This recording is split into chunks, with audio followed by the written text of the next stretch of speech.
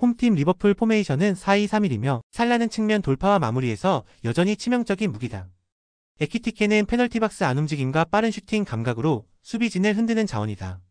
비르츠는 이선에서 창의적인 패스와 전진 전개를 통해 공격의 리듬을 만들어낸다. 하지만 주중 챔피언스리그 일정을 치른 여파로 후반으로 갈수록 전방 압박의 강도가 급격히 약화될 가능성이 크다. 수비라인 역시 뒷공간 제어에 애를 먹고 있으며 경기 후반에는 상대의 롱볼이나 빠른 역습에 노출될 수 있다. 결국 리버풀은 전력 우위에도 불구하고 체력 문제로 인해 90분 내내 경기를 지배하기는 어려운 상황이다. 원정팀 에버튼 포메이션은 4-2-3-1이며 발휘는 제공권과 포스트 플레이로 전방 기점 역할을 충실히 수행한다. 그릴리시는 좌측 측면에서 폭발적인 드리블과 컷인으로 상대 수비를 흔드는 자원이다. 듀스버리 홀은 왕성한 활동량을 기반으로 중원에서 전진 패스와 압박 회피 능력을 동시에 보여준다. 무엇보다 더비 매치 특유의 강한 정신적 동기부여가 선수 개개인의 기량을 한 단계 끌어올릴 수 있다. 최근 경기에서도 수비 전환 집중력이 높아지고 있고 중원 압박의 강도로 상대 빌드업을 방해하는 장면이 많다.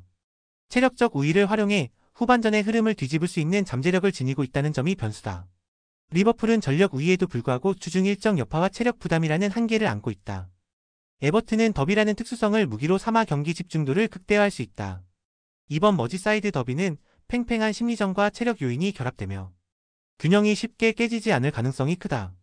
결국 승부는 갈리지 않고 무승부라는 현실적인 결론으로 귀결될 가능성이 높다. 홈팀 브라이튼은 4-2-3-1 전형을 활용해 미토마의 폭발적인 측면 돌파와 오라일리의 세밀한 패스 전개를 통해 전방에서 다양한 득점 루트를 창출한다. 웰백은 페널티 박스 안에서 타깃형 움직임을 바탕으로 연계와 마무리를 모두 담당하며 팀 공격의 종착지 역할을 수행한다. 또한 브라이튼은 후방 빌드업 과정에서 양 풀백이 넓은 공간을 활용해 상대 압박을 유연하게 회피하며 순간적으로 중원을 거치지 않고도 전방으로 전환할 수 있는 능력을 보여준다. 체력적으로 여유가 있는 상태에서 빠른 전환과 세트피스까지 적극 활용할 수 있어 토트넘의 무거운 수비 라인을 흔드는 데 유리하다. 게다가 홈팬들의 지지를 등에 업은 기동력과 템포는 상대적으로 지친 토트넘을 압도할 무기가 될 수 있다.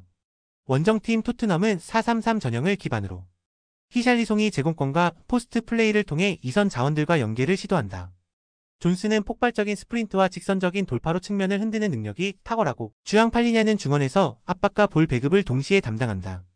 하지만 챔피언스리그 일정을 소화한 직후라 팀 전체의 체력 소모가 극심하며 후반으로 갈수록 압박 강도와 수비 전환 속도가 급격히 떨어질 수 있다.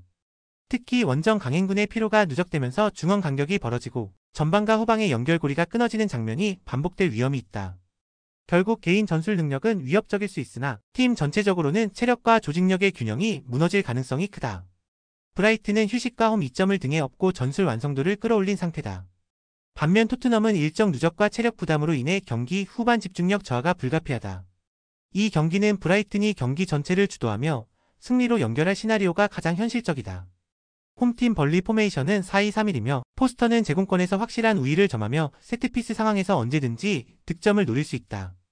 앤서니는 하프 스페이스를 집요하게 파고들며 순간적인 돌파와 슈팅으로 상대 수비 라인을 흔들어 놓는다.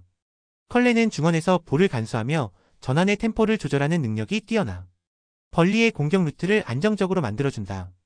특히 전방 압박 시 포스터의 버티기와 연계가 가동되면 상대 박스 근처에서 다양한 찬스를 창출할 수 있다. 그래서 벌리는 홈의 자신감을 앞세워 공격적 기세를 끌어올릴 가능성이 높다. 원정팀 노팅엄 포메이션은 4-2-3-1이며 우드는 타깃형 스트라이커로 문전에서 제공권 싸움의 강점을 드러낸다. 허드슨 오도이는 측면에서 드리블 돌파와 컷인으로 슈팅 기회를 만들어내며 순간적인 속도 변화로 위협적이다. 깁스 화이트는 이선에서 창의적인 패스와 공간 활용으로 팀 공격의 연결고리를 담당한다. 하지만 전체적으로 전환 속도가 느리고 수비 시 라인이 쉽게 벌어지는 단점이 있어 벌리의 침투를 막기엔 허술하다. 특히 압박을 받는 상황에서 뒷공간 대응력이 떨어져 흔들리는 장면이 반복될 수 있다. 벌리는 공중전과 침투 플레이를 동시에 살릴 수 있는 구조를 갖추고 있다. 반면 노팅엄은 여전히 수비 라인의 간격 유지가 불안하며 후반 체력 저하로 무너질 소지가 크다. 따라서 이번 경기는 벌리가 홈 이점을 활용해 승리를 만들어낼 가능성이 높다. 홈팀 웨스트햄은 필크루크를 전방에 두고 보인의 발빠른 뒷공간 침투와 파케타의 정교한 패스 전개를 결합해 상대 수비를 흔든다. 특히 보인의 순간적인 스프린트와 파케타의 하프 스페이스 장악이 맞물리면 상대 3백은 쉽게 수적 우위를 유지하지 못한다.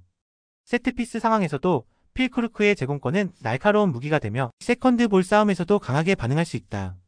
그리고 중원에서 공수 간격을 촘촘히 유지하면서 역습 전환 속도를 높여 상대의 미드필드 라인을 압도하는 장면이 자주 나온다. 결국 웨스트햄은 보웬의 침투와 파케타의 연계가 활발해질수록 공격 루트가 다양해지고 경기의 주도권을 완전히 틀어질 수 있다. 원정팀 팰리스는 마테타를 타깃형으로 두고 사르와 휴즈가 양쪽 측면에서 빠른 전개를 노린다. 하지만 최종 라인을 3백으로 세우는 전술은 뒷공간에 넓은 공간을 내주며 이는 보웬 같은 유형의 공격수를 상대할 때 치명적이다. 휴즈가 중원에서 압박을 지원하더라도 볼 소유권을 빠르게 잃는 순간 수비 블록 전체가 무너지는 흐름이 반복된다. 특히 공격 전개 시 풀백의 오버래핑 참여가 늦어지면서 공격 템포가 끊기고 단조로운 마테타 의존 패턴이 드러난다. 그래서 팰리스는 역습 한 방 외에는 마땅한 돌파구를 찾기 어렵고 후반 체력 저하까지 감안하면 수비 집중력이 급격히 흔들릴 수 있다. 웨스트햄은 보웬의 뒷공간 침투와 파케타 중심의 전술 연계로 경기를 주도할 수 있다. 반면 팰리스는 마테타 의존 공격 외에는 뚜렷한 루트가 없어 후반부 체력 저하와 함께 무너질 가능성이 크다. 이 경기는 웨스트햄이 홈에서 확실히 우위를 점하며 승리를 만들어낼 시나리오가 가장 설득력 있다. 홈팀 울버햄튼은 스트란드 라르센의 폭발적인 뒷공간 침투가 공격 전개에서 핵심 역할을 담당한다. 아리아스는 측면에서 왕성한 활동량과 날카로운 크로스를 통해 전방 자원들과 긴밀하게 연계하며 공격에 무게감을 더한다.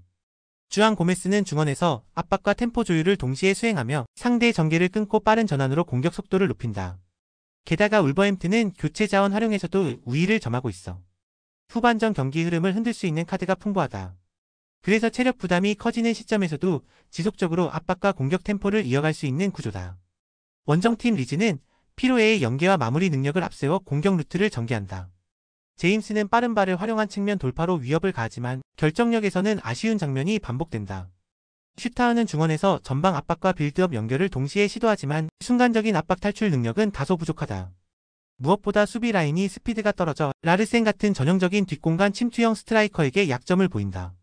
결국 후반으로 갈수록 교체 카드의 한계와 뒷공간 불안정이 중첩되며 전체적인 경기 운영이 흔들릴 가능성이 크다. 울버햄튼은 라르센의 뒷공간 침투와 아리아스의 측면 돌파를 통해 리즈의 느린 수비 라인을 공략할 수 있다.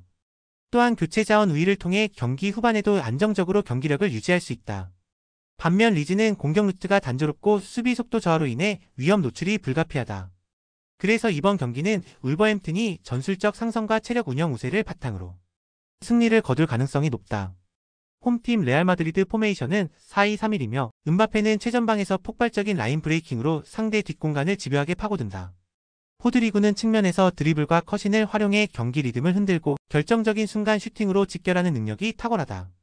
퀼러는 포켓 공간에서 공격 전개를 풀어내며 중원과 전방을 잇는 다리 역할을 맡아 공격의 다양성을 한층 풍부하게 만든다. 특히 3명이 만들어내는 패턴은 단순히 기술적인 조합이 아니라 전술적 무게 중심까지 상대를 압박하는 힘이 된다. 레알은 홈에서 전방 압박 강도와 빠른 전환 속도를 극대화하며 상대가 숨쉴 틈조차 주지 않는 경기를 풀어간다. 결국 레알의 전술 구조는 개별 능력과 결합해 공격의 완성도를 최상위 레벨로 끌어올리고 있다. 원정팀 에스파뇰 포메이션은 4-2-3-1이며 로베르토 페르난데스는 제공권을 기반으로 이성과의 연계를 만들어내려 하지만 압박이 강해질수록 고립된다. 타비 푸아도는 좌우를 오가며 활동량을 보여주지만 수비 전환 시 뒷공간을 내주는 장면이 잦아 위험을 키운다. 페페 밀라는 중원에서 압박을 풀어내려 하지만 상위 전력팀을 상대로는 템포 유지가 어렵다. 특히 공격 루트가 단조롭고 창의적인 옵션이 부족해 세트피스 외에는 위협적인 장면을 만들기 힘들다. 수비 블록 자체는 밀집돼 있지만 후반 체력 저하가 겹치면 집중력이 급격히 무너진다. 결국 에스파뇰은 경기를 길게 끌수록 불리한 흐름으로 몰릴 수밖에 없는 구조다. 레알은 전방 공격의 완성도가 최고조에 달했으며 홈 경기에서 심리적 자신감까지 더해지고 있다. 반면 에스파뇰은 전술적 다양성이 부족해 버티더라도 결국 공간을 내주고 만다. 후반부 체력 저하까지 겹치면 경기의 균형은 급격히 무너질 수밖에 없다. 이번 매치는 레알이 전방 압박과 템포를 앞세워 다득점 승리로 마무리할 가능성이 높다.